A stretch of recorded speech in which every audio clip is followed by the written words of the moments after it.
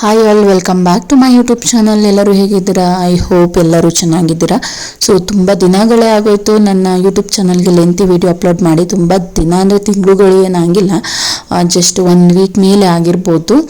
So ಈ ವಿಡಿಯೋದಲ್ಲಿ ನಾನು ಒಂದು ಇನ್ಫಾರ್ಮೇಷನ್ ಶೇರ್ ಮಾಡ್ತಾ ಇದ್ದೀನಿ. ಅದೇನಪ್ಪ ಅಂತ ಹೇಳಿದ್ರೆ, ಈ ಕಾರ್ತಿಕ್ ಮಾಸದಲ್ಲಿ ಬೇಗ ಬೆಳಕಾಗೋದು ಯಾಕೆ, ಬೇಗ ಕತ್ಲಾಗೋದು ಯಾಕೆ, ಜೊತೆಗೆ ಈ ಕಾರ್ತಿಕ್ ಮಾಸದಲ್ಲಿ ನಾವು ಹೊರಗಡೆ ಎಲ್ಲ ದೀಪ ಎಲ್ಲ ಹಚ್ತೀವಿ, ಹೊಸ್ಲಿಗೆಲ್ಲ ಯಾಕಿರ್ಬೋದು ಅನ್ನೋ ಒಂದು ಇನ್ಫಾರ್ಮೇಷನ್ನ ಈ ವಿಡಿಯೋದಲ್ಲಿ ಶೇರ್ ಮಾಡ್ತಾ ಇದ್ದೀನಿ.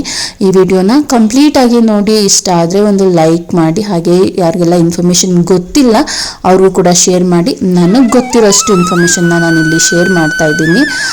ಹಾಗೆ ಸಬ್ಸ್ಕ್ರೈಬ್ ಆಗಿಲ್ಲ ಅಂದರೆ ಈ ಕೂಡ ಸಬ್ಸ್ಕ್ರೈಬ್ ಆಗಿ ವಿಡಿಯೋನ ಕಂಪ್ಲೀಟ್ ಆಗಿ ನೋಡಿ. ಇನ್ಫಾರ್ಮೇಷನ್ ಶೇರ್ ಮಾಡೋದಕ್ಕೂ ಮುಂಚೆ ತುಳಸಿ ಕಟ್ಟೆ ಮುಂದೆ ಆಗಿರ್ಬೋದು, ಹೊಸ್ಲಿಗೆ, ಜೊತೆಗೆ ದೇವ್ರ ಮುಂದೆ ಹಾಕಿರೋ ರಂಗೋಲಿ ಡಿಸೈನ್ನ ಶೇರ್ ಮಾಡಿದ್ದೀನಿ.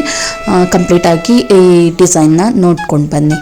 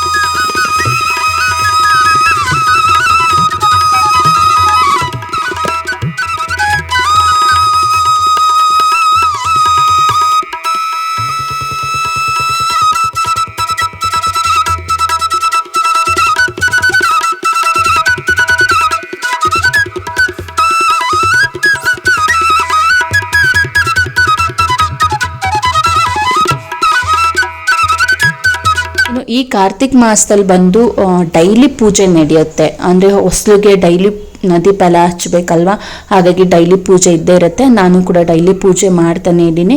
ಜೊತೆಗೆ ಈ ಕಾರ್ತಿಕ್ ಮಾಸದಲ್ಲಿ ನಾನ್ ವೆಜ್ ತಿನ್ನೋದಿಲ್ಲ. ನಮ್ಮ ಅಮ್ಮನ ಮನೇಲಿ ನಾನ್ ವೆಜ್ ತಿನ್ನೋದಿಲ್ಲ.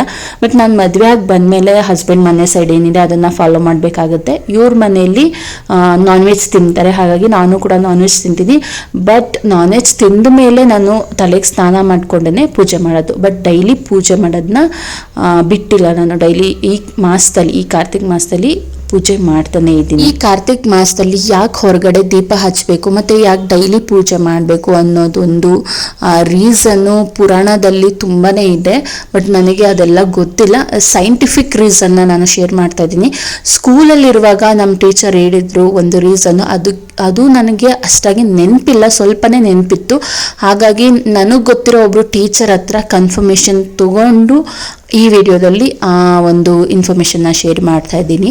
ಏನಪ್ಪ ಅಂತ ಹೇಳಿದ್ರೆ, ಋತುಮಾನಗಳು ಬದಲಾಗ್ತಿದ್ದಂಗೆ ಈ ಕಾರ್ತಿಕ್ ಮಾಸದಲ್ಲಿ ಈ ಒಂದು ಚೇಂಜಸ್ ಇರುತ್ತೆ. ಅಂದರೆ ಬೇಗ ಕತ್ಲಾಗೋದು, ಬೇಗ ಬೆಳಕಾಗೋದು, ಜೊತೆಗೆ ಭೂಮಿ ಮತ್ತು ಸೂರ್ಯನ ನಡುವಿನ ಅಂತರ ಜಾಸ್ತಿ ಇರುತ್ತೆ. ಹಾಗಾಗಿ ಈ ಒಂದು ಬದಲಾವಣೆ ಇರುತ್ತೆ. ಇನ್ನು ಯಾಕೆ ದೀಪ ಹಚ್ಚಬೇಕು ಅಂತ ಹೇಳಿದ್ರೆ, ಆಗಿನ ಕಾಲದಲ್ಲಿ ಬೇಗ ಕತ್ಲಾದಾಗ ಈಗಿನ ಫೆಸಿಲಿಟಿ ಅಂದರೆ ಲೈಟ್ ಕಂಬಗಳು ಯಾವುದು ಇರಲಿಲ್ಲ, ಲೈಟ್ ವ್ಯವಸ್ಥೆ. ಹಾಗಾಗಿ ಆವಾಗ ಹೊರಗಡೆ ಎಲ್ಲ ದೀಪ ಹಚ್ಚಿಡ್ತಾ ಇದ್ರು. ನೈಟ್ ಟೈಮ್ ಅವ್ರ ಕೆಲಸ ಆಗಿರ್ಬೋದು, ಓಡಾಡೋದಕ್ಕಾಗಿರ್ಬೋದು ಹೆಲ್ಪ್ ಆಗ್ತಾ ಇತ್ತು. ಅದೇ ಥರ ಪುರಾಣದಲ್ಲಿ ಬೇರೆ ಬೇರೆ ಕಾರಣಗಳಿದೆ, ಬಟ್ ನನಗದು ಗೊತ್ತಿಲ್ಲ. ಬಟ್ ಕಾರ್ತಿಕ್ ಮಾಸದಲ್ಲಿ ಹೊರಗಡೆ ದೀಪ ಹಚ್ಚಬೇಕು ಅಂತ ಒಂದು ಪದ್ಧತಿ ಇದೆ, ಅದು ಒಳ್ಳೇದು ಅಂತ ಹೇಳ್ತಾರೆ. ಹಾಗಾಗಿ ಆ ಒಂದು ಪದ್ಧತಿನ ನಾನು ಅನುಸರಿಸ್ತಾ ಇದ್ದೀನಿ. ದೀಪಾವಳಿ ಹಬ್ಬದ ದಿನದಿಂದನೂ ಈ ರೀತಿ ಹೊರಗಡೆ ದೀಪ ಹಚ್ತಾನೆ ಇದ್ದೀನಿ. ಈ ಕಾರ್ತಿಕ್ ಮಾಸ ಮುಗಿಯೋವರೆಗೂ ಇದೇ ರೀತಿ ಇರುತ್ತೆ.